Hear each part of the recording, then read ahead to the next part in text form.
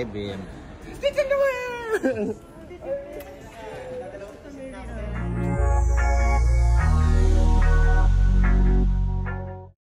Hindi nga natiis ng mga anak ni Chris Aquino ang kanilang ina na matagal silang mawalay dito.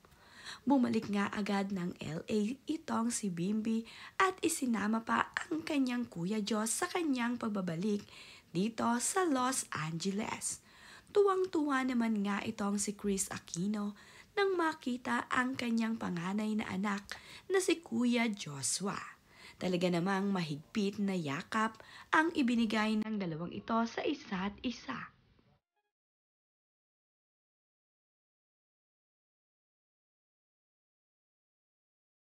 Matatandaan nga na naunang umuwi ng Pilipinas ang panganay ni Chris Aquino na si Kuya Diyos.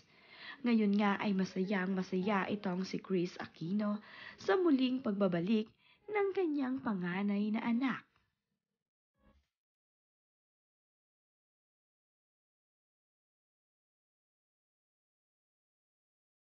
Napakasaya naman nga ni Chris Aquino sa muli nilang pagkikita ng kanyang mga anak. Lalo pa nga ngayon at kumpleto na naman sila sa LA at sama-sama.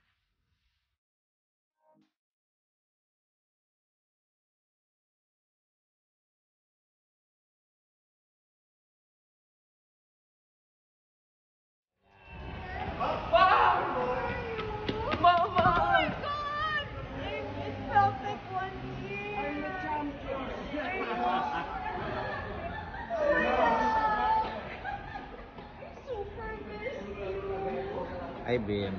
Stick underwear!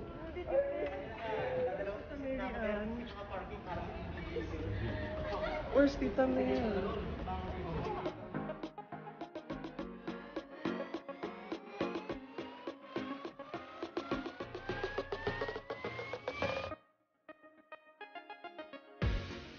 Ang bunsong anak naman ni Chris Aquino na si Bimby ay kakauwi nga lamang nitong June sa Pilipinas.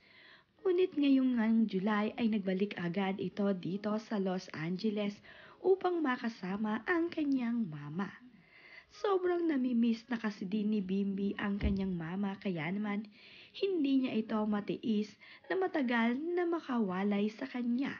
Kaya naman muling nagbalik si Bimby dito sa LA upang makasama ang kanyang mahal na ina na si Chris Aquino.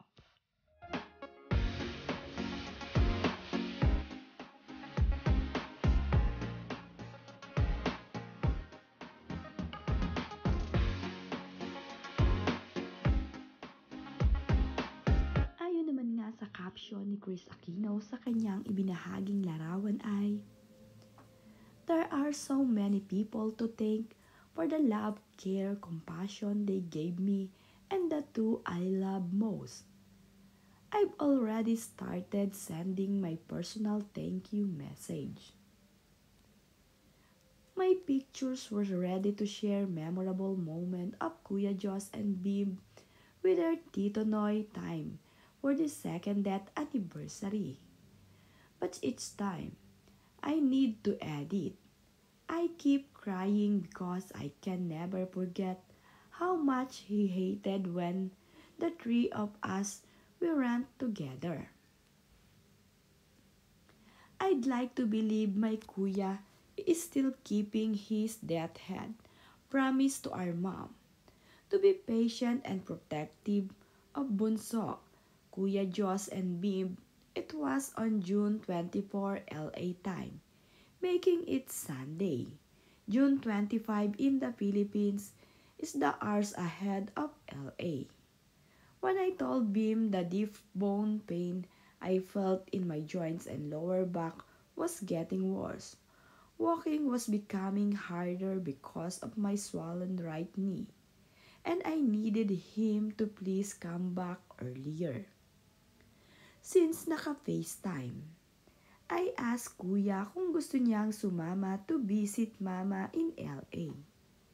Nagulat ako when he said yes, Mama. Sama ako with Bimby sa LA. I told you Kuya to think about it. Nag-FaceTime kami the next morning and I asked, what if's your decision, kuya? He said, Mama, I'll visit you in LA. I asked him, sure ka na ba? Siguro tumatak na kay kuya ang sagot niya, sure na. I wanted for Bim to experience normal teenage life and kuya's happy place is Alto. Our family compound interlock. Pero mahirap mag-chemotherapy medication as part of my immunopresent therapy without the support system of family.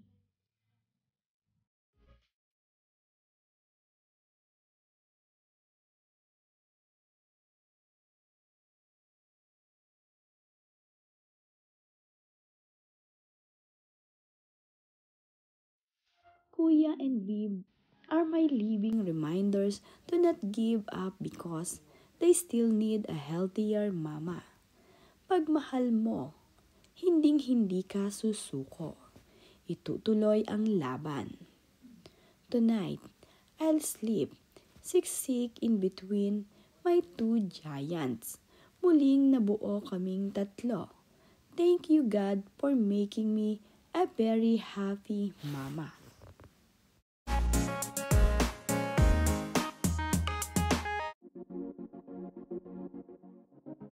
Sa pagbabahagi ngang ito ni Chris Aquino sa kanyang social media, ay napakasaya ngang muli ng puso ni Chris Aquino dahil muli nga silang nagkasama-sama ng kanyang mga anak. Naiwan nga kasi dito itong si Chris Aquino na nag-iisa sa LA at sinamahan naman siya ng kanyang rumored partner ngayon na si Mark Leviste.